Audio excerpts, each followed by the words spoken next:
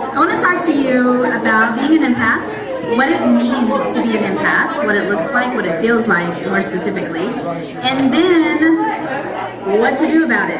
Because I know a lot of people that don't know they're empathic, and that is the number one issue. When you don't know, you don't realize how it's affecting you and the energies that you're absorbing. Even being in a place like this where there's a lot of spiritual energy running around, you can be at the mall, you can go to the gas station, it doesn't matter. If somebody is emitting a lot of energy, a lot of emotional energy, you're going to be picking it up and you don't realize it. So, everything that I do, the foundation of it is being an empath. Another word that it's called is called clairsentient. And the word in there is sentient, clear feeling.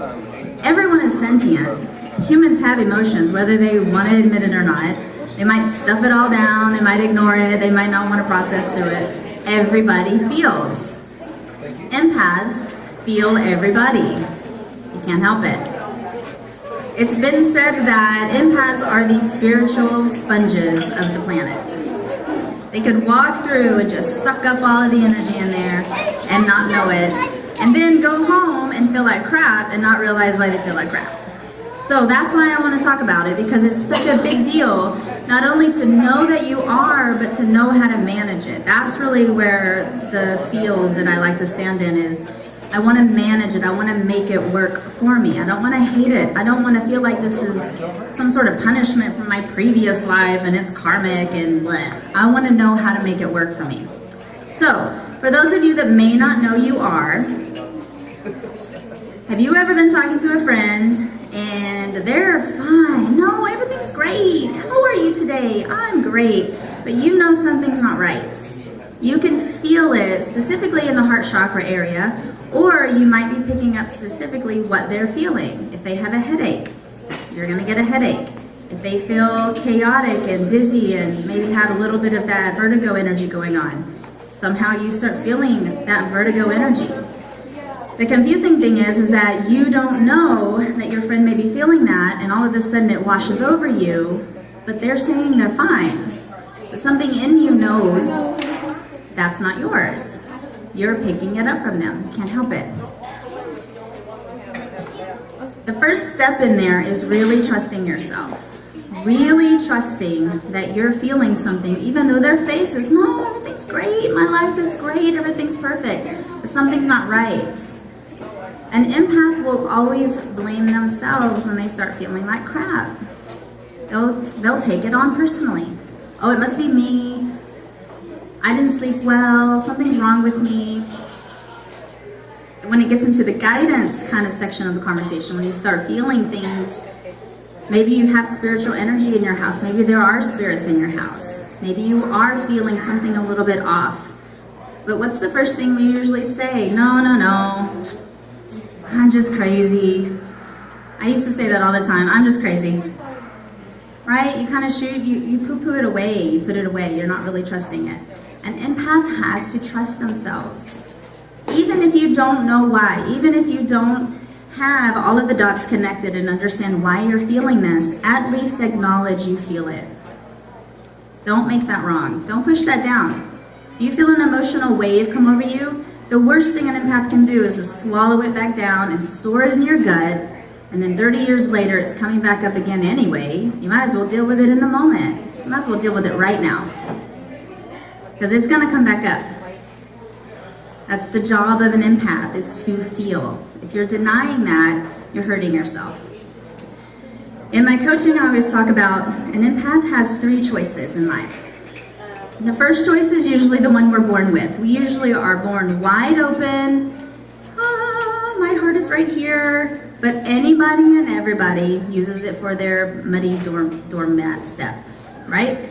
Any kind of muddy boots can trample all over your heart, and we don't know the difference, and we let them, and then it hurts and it sucks, and we close down, right? So that's your second step. You can close down.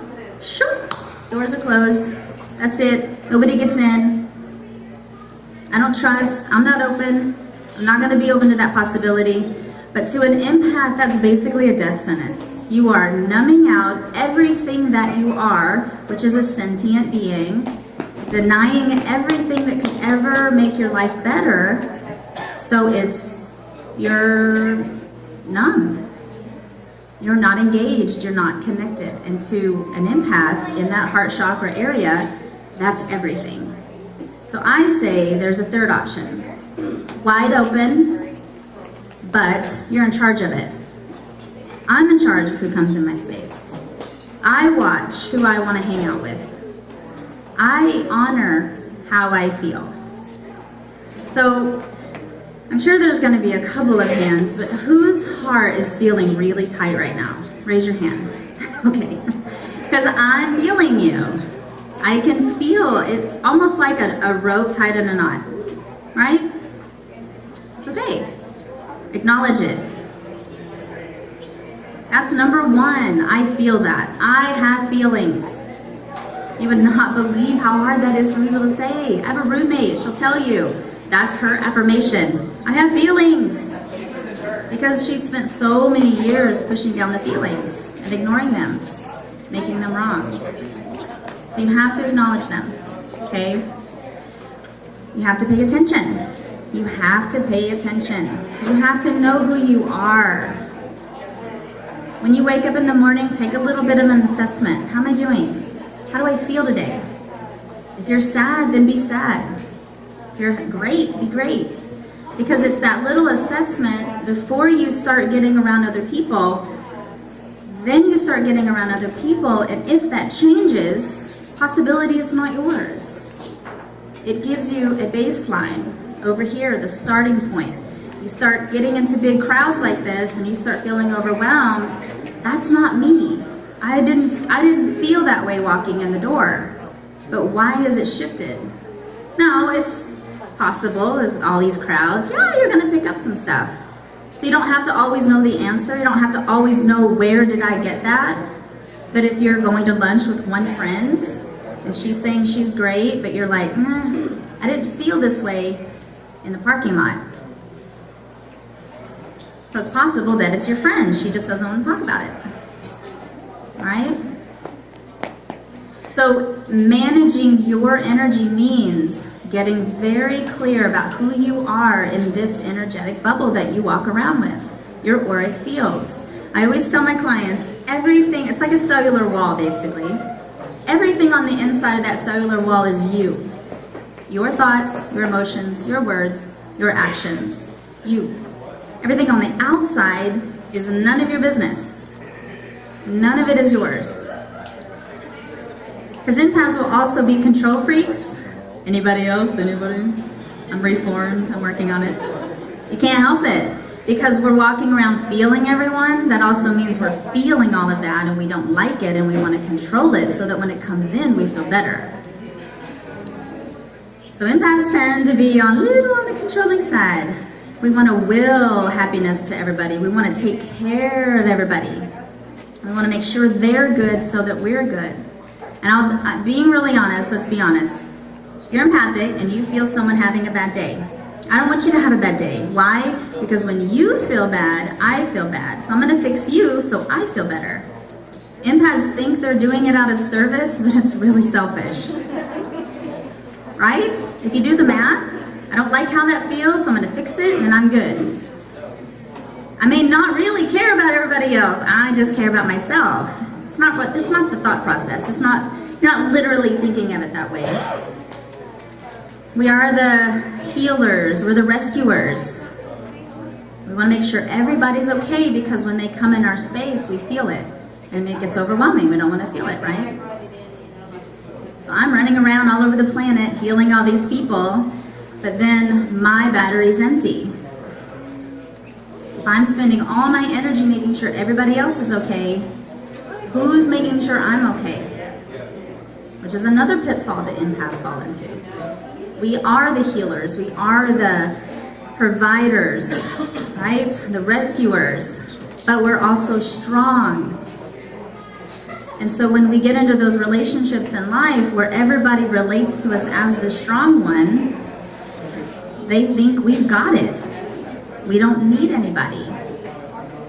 So the habit forms, oh no, they got it. They got it. I'm going to go to them with my problems because they always fix me. And I have a problem, so I need to go find them then I'm okay. But then that person's left feeling depleted and dumped on, by the way, dumping their crap all over you because you're the strong one. You can take it. So it's also a lonely kind of scenario where it feels like nobody really gets that you have feelings. Is that making sense? Anybody relating to that? Maybe a smidgen? So, what do we do about it? Right? You're empathic, you can't help it. Right? You've got one option by being wide open, and anybody and everybody's going to step all over that. Especially if you don't have boundaries, you don't have a say. Or you can close, and we've already established that doesn't feel good. How do you be wide open, but on it? You have to have healthy boundaries. You have to be able to say no when it hurts you, which is the number one thing that empaths tend to not do. Why? Because we don't like feeling somebody's disapproval when we tell them no. We don't like their disappointment. We don't like that feeling of their not liking our answer. So we don't ever tell them no. We always say yes, even when it hurts. So being an empath means having healthy boundaries. Now, boundaries are different than walls. Walls are when you're walking around. That's option B. Remember our second option? That's walls. Closed. I'm going to wall everything up. Nobody can get in. But that also means I can't get out. I have imprisoned myself in this energetic wall out of safety, out of survival. But that doesn't feel good. That's not really what we're here for. We're here to love, right? We're here to share and connect and bond. Can't do that in a prison. Can't do that. So you have to say no. There's always a little trick I play. I say yes until it hurts me.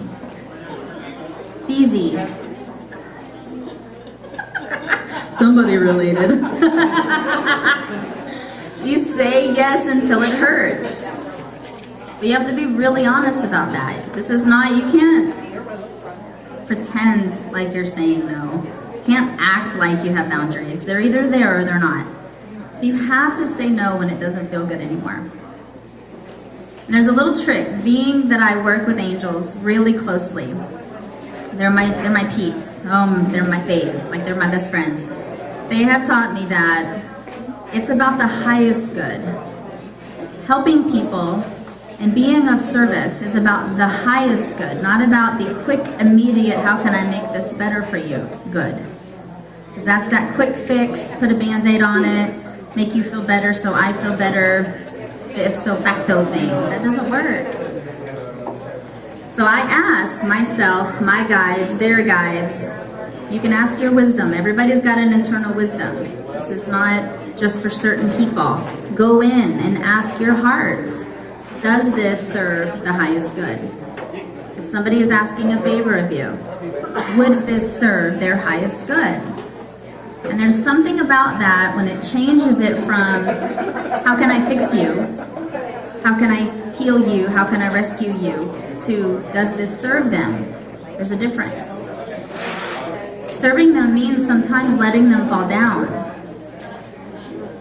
We've fallen down, and in our falling down, we stand up and we get it faster than if someone is just fixing it for us, right? We know that. We learn, we grow, we fall down, we mess up, we get dirty, we stand back up again. But if we are always fixing them, they'll never get it. So sometimes the highest good is not about saying yes again. Yes, I will pay your rent this month. Yes, I will get your car out of the garage. Yes, I will help you move the 15th time this month. No, sometimes it's no. Sometimes it's no. I love you, but no. I call that the thank you, but no. Thank you, but no. I hear you. Talk to my children. I hear you. I get that. I understand, but no. Because when you do that, you're acknowledging them, and everybody wants to be acknowledged, right? That's kind of a core thing for us. We all want to be seen. We all want to be heard. But no. And my other favorite, which doesn't really go over, I'm not gonna lie, it doesn't go over very well when you say no. That's the, I'm gonna really support you in getting this yourself. They don't like that.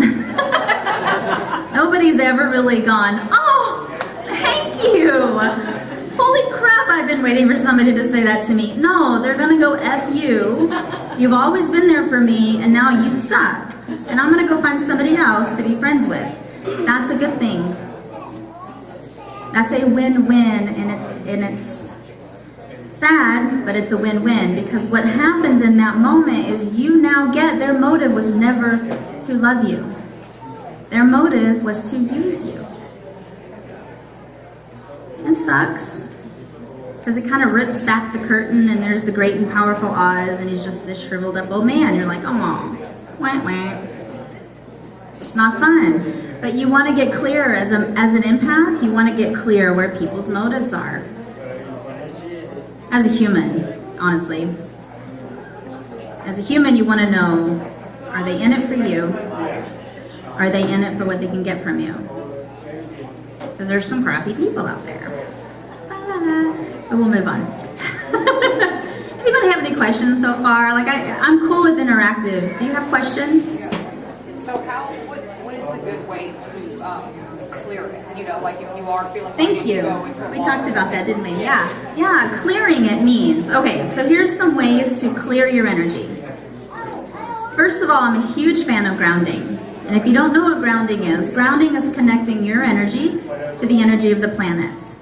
If you imagine popping up a tent when you go camping, if you don't stake that tent down, the slightest breeze will blow it down.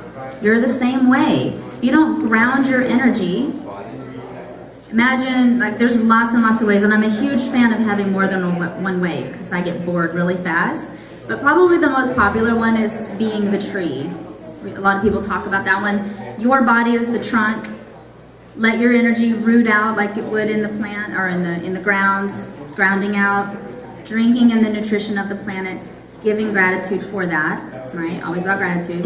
Then your arms can reach up, be the limbs. That's called centering. Centering is where you're connecting to source. Grounding is where you're connecting to the humanness. Okay? When you ground, what it's doing is it's activating your root chakra. Root chakra oversees safety, security, stability. You don't feel so chaotic. You don't feel so floundery, right? So grounding and centering is a very big deal. Number two, run some sort of energy. If you want to take that energy all the way through your body, get a clearing out of that, right? The point is, in that process, is to know yourself. Know your energy. Know you inside. If you were to draw in that earth energy all the way through, bring down that centering energy all the way down. You can get healings, you can do Reiki healings. I know some people were talking about Reiki. There's lots of ways to clear your energy. Learn it for yourself. But it's also like, how do I say that? Know yourself. Know your wisdom. Go in and trust your wisdom. I know that sounds a little hallmarky, spiritual, woo-woo stuff, but know yourself. Trust yourself. Go in and talk to your heart chakra, which sounds weird, but I actually have conversations with the chakra system. They'll tell me, hey, she needs to know this because she's ignoring me. They have a consciousness. They have an energy, right? Everything's vibration, everything's energy. If I can talk to you, I can talk to a chakra. No difference. So open your mind and reach out a little bit. But that clears you. Then when you're clear, spend a few minutes just like imagining that bubble, and everything on the inside is you. Take an assessment. How do I feel? Who am I today? What do I want to accomplish? Right? Take your awareness all the way through the chakra system. Like I can still feel heart chakras, right? We're giving it attention today. When you give it attention, it feels acknowledged. And everything in the universe, this is my own theory, everything in the universe wants to be acknowledged. It doesn't need an answer per se, it just wants to be seen. So when you have that assessment, you have this energy bubble, and you walk into a door and you're like, I got this, I know who I am. When something hits you, when something from the outside comes in, you're like, that's not me. That wasn't me. I didn't walk in with that energy. Sometimes I'll even play the game like, where's it coming from? I swear to you, the very first time I got that was in a grocery store, minding my own business, and I felt this ping, this dart, kind of like a dartboard, hit my aura right here. And I turned, and there's a woman about 10, 15 feet away with this ugly look on her face looking at me, and I'm like, oh, she's judging me. What a bitch. Sorry. But it was an interesting feeling because I learned what the feeling of judgment felt like. And what I mean by that, as an empath, it's not just about the emotions, it's about vibration. It's the vibration of the room, the vibration of the person, the vibration of the emotions that you're feeling. It's not just about being emotional. So when she pinged me, I'm like, that's what judgment feels like. Got it. Store it. Save it for later. Now I can tell when I'm being judged from across the room. It's kind of cool. When I'm in a restaurant, Nope, that's karmic. If I were to ping her back, here's my deal on judgment. No, I know, but it's perfect segue, because here's my deal about judgment. If I'm showing up and you have a problem with me, that's none of my business. I'm showing up and reminding that person of something that makes them uncomfortable, but has nothing to do with me. Why would I hurt them with it? I did lovingly say, no, that's your shit. You can have it back, but I would not throw anything else. Now, here's the difference. Is she judging me or is she attacking me? Different, right?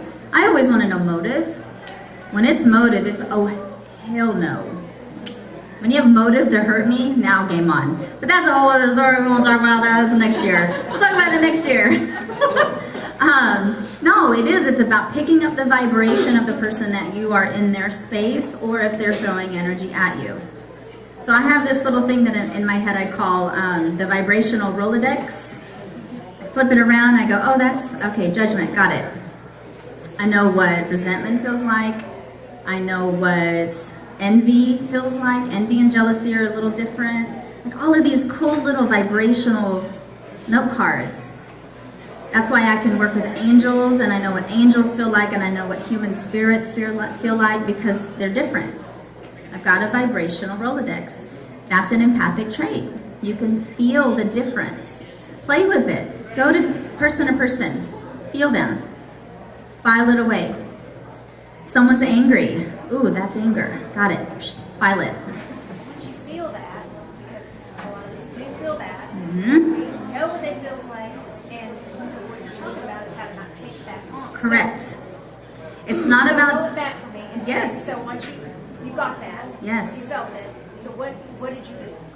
It depends on what it is. When I'm in a reading, I am physically feeling what the person is experiencing. I'm borrowing it, but I give it back because it's not mine to take on. It's not my experience. I would never take away your experience. Why would I take your energy? So I go, thank you, and I give it back. Because it's yours to deal with, right? If I were just rescuing you, I would just take it. But then I would hurt myself doing it. Lady in the grocery store, I was like, oh, sweetie pie, no. Because it's her shit, not mine. Boink. And I just pop it back because she needs to deal with that. Now, if I had done something to warrant that, I would look at that. If I had, oh, well, look at her over there. If I had judged first, I have responsibility with that, right? It's about responsibility and motive. Yeah. But when you're walking around and just feeling, and you're the sponge, and you're taking it all on, and it's too much, and you can't handle it, do the clearing. Sometimes get creative. Do the visualization work. I had a hairdresser friend. I told her one time, every time you have somebody, and hairdressers tend to be kind of like counselors. Anybody else experience that? Yeah. They hear it all. Hairdressers are bartenders. Those poor people. So we created a little visualization of every time you have a client sit in your chair and you go to pump the chair, you're flushing the toilet. Flush it. You don't have to take it. You are not the one to have to save people from their emotions. It's not your job. Let it flush off of you. Let it wash off of you. I let things pass through me, or if I get all clogged and icky, I pretend like I've got this rain cloud above me and it just washes me. You can get creative. It's all intention anyway, right? If you say it happened, it happened. How's everybody doing? Any questions? I don't even know what time it is. What time is it? Oh, my favorite. My favorite. When I'm in a restaurant and I'm talking to my friends and I get very enveloped in my conversations and I'm not paying attention to anybody. I'm pretty open and I talk about a lot of things, and so when I hear people hear me, there's a vibration when people are tapping in to listen, to overhear. I will follow that, and then I'll decide if they like it or not. Like, are they liking what I'm saying, or are they judging what I'm saying? It's probably going to out me a little bit. If I realize they don't like what I'm saying, I'll say it more. I'll do it a little bit more, because I'm thinking, well, if you're judging me, I'm obviously hitting your buttons, so I will be of service in this moment, and I will really push those buttons. Yeah. How much time do I have? I want to make sure I'm not... Oh, good. Anybody else have questions? Yes? I might know the answer to this. It might be trusting your inner wisdom, but I was going to say, so how do you discern kind of what might be your own, what might be, I didn't get enough sleep last night, I feel like crap, versus this is someone else's energy? It's not always that. It's not always clear. Yeah. Sometimes I can't tell. Maybe I'm cranky already and then I feel more cranky. I can't always tell.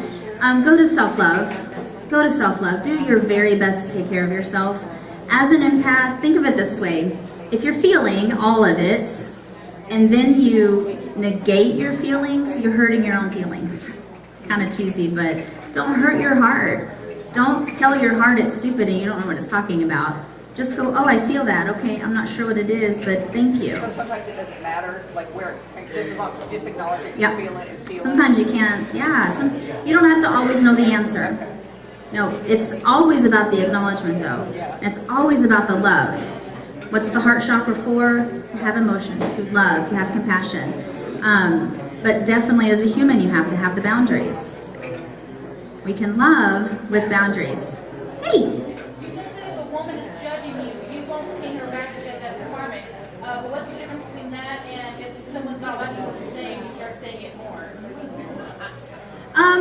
There's no motive to harm. There's no motive to harm. I'm not harming them. I'm not intending to harm them. To me, the integrity is all about the motive. But if somebody's throwing an energy dart at me and I hit them back with something just because I can, oh yeah, that's not good. I don't recommend that. But because the way the judgment works, let's say I love your shirt, right?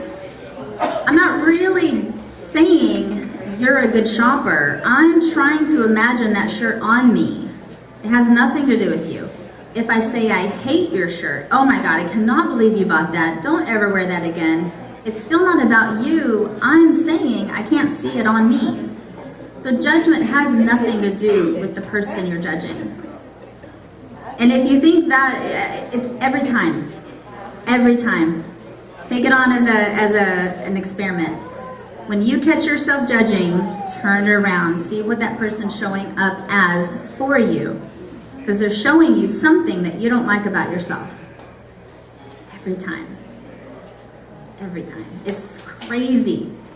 Crazy how that happens. I was at a fair.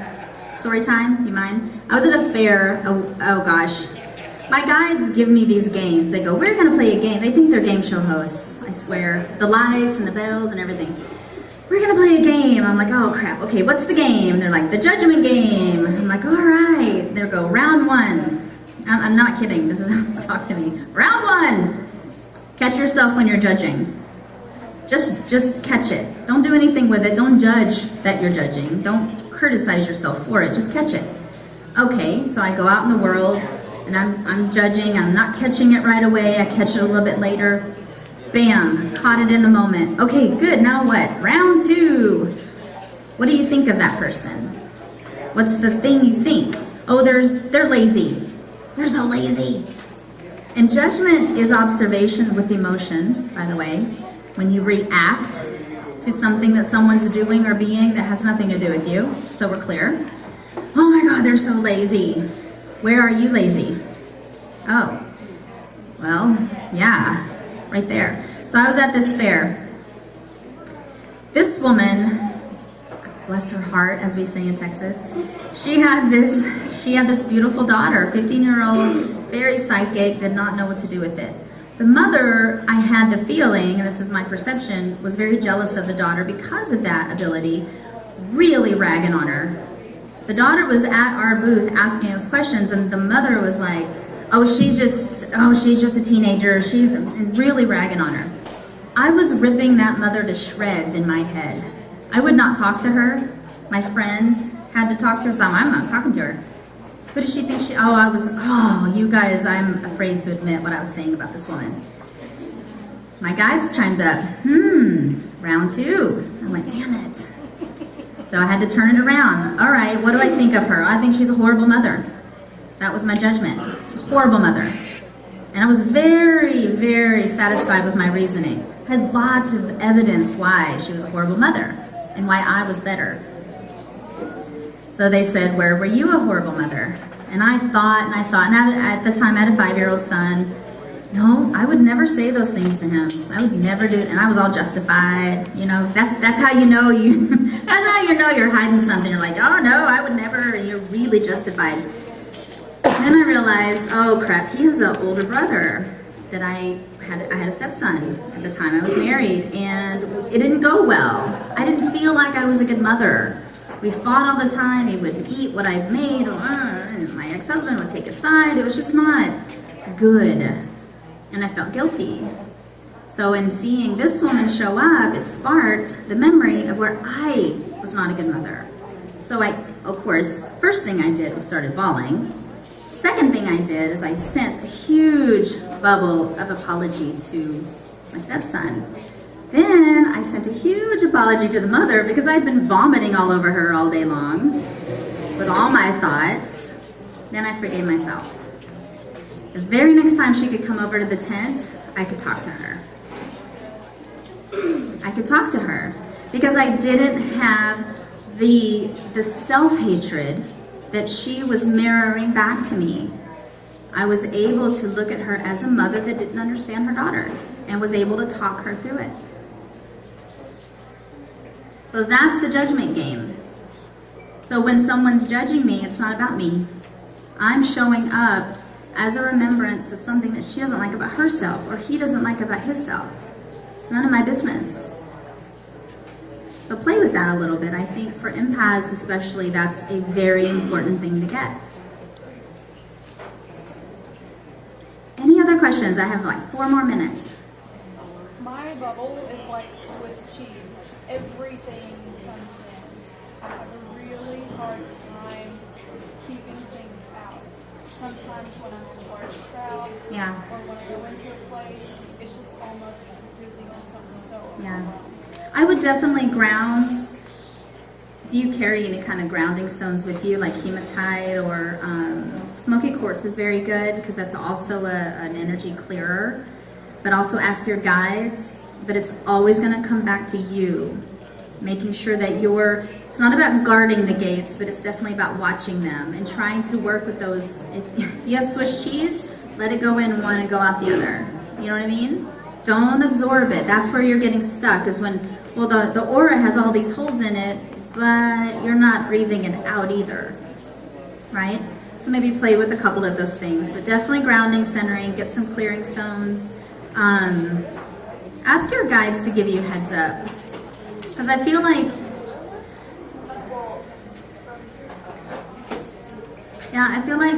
I get you, I get what you're saying, but I know that it's manageable. I know it feels unmanageable right now, but it's not. It's just a practice thing. The empath trait is natural, but these skills aren't. You have to learn them. Yeah, good. Good. Well, thanks, guys. Thanks for letting me ramble. That's it.